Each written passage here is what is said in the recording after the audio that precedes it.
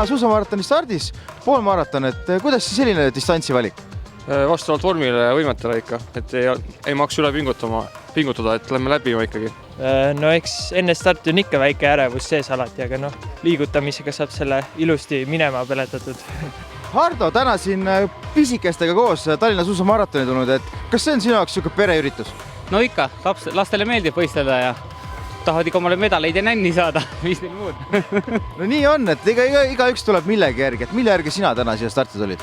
No lihtsalt tahaks läbi sõita ja siis on hea enesetunne pärast ja et endale nagu eesmärgid püstitada, terve hooaeg läbi sõita.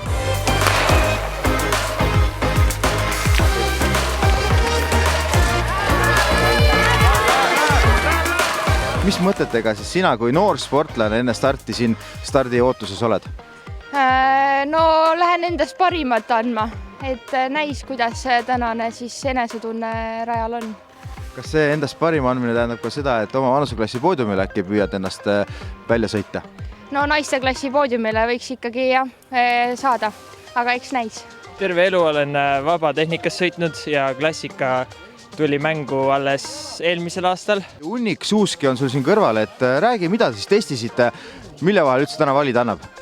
No valida annab tegelikult väga palju vahel, aga siin on nüüd mõlemal meil on 2 paari sõidusuuski ja siis on siin soojendussuusad.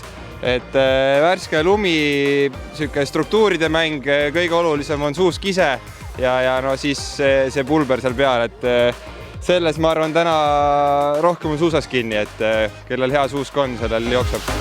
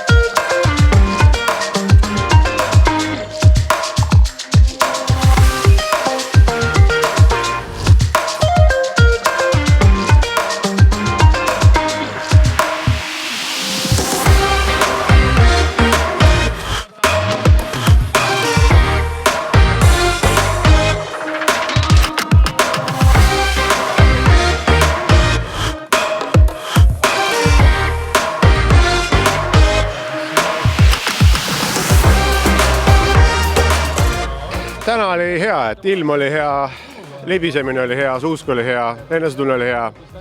Polegi ühtegi halba sõna öelda. Lumi on ka õnneks mõnusasti maas. Kuidas on? Räägi, kas maratonide vahel teed suusatrenni ka või tegelikult see hooaja algusesse nüüd panedki iga nädal ühe korra ainult? Enam trenni ei tee, keset nädalat võib-olla seal tunnikene kuskil natuke liigutad ja venitad ja kõik. Kõik, mis on tehtud, on enne maratonid tuleb ära teha ja pärast lihtsalt hoida vaikselt.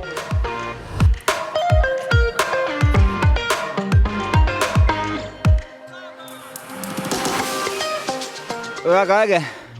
Ei libisenud väga, aga sai tehtud. Enesetunne oli hea, aga loodus paneb piirid. Vabatehnika on minu suur armastus olnud lapsepõlvest saati, et ma tahangi tegelikult tänada oma kehalise kasvatuse õpetajat põhikoolist, kes mind suusatama pani ja tänu temale on mind, ma ei tea kui palju, võib-olla 30 aastat saatnud suur suusakirg, et vabatehnika on kindlasti palju ägedam ja paeluvam ja tehnika on ka mitmekülgsem.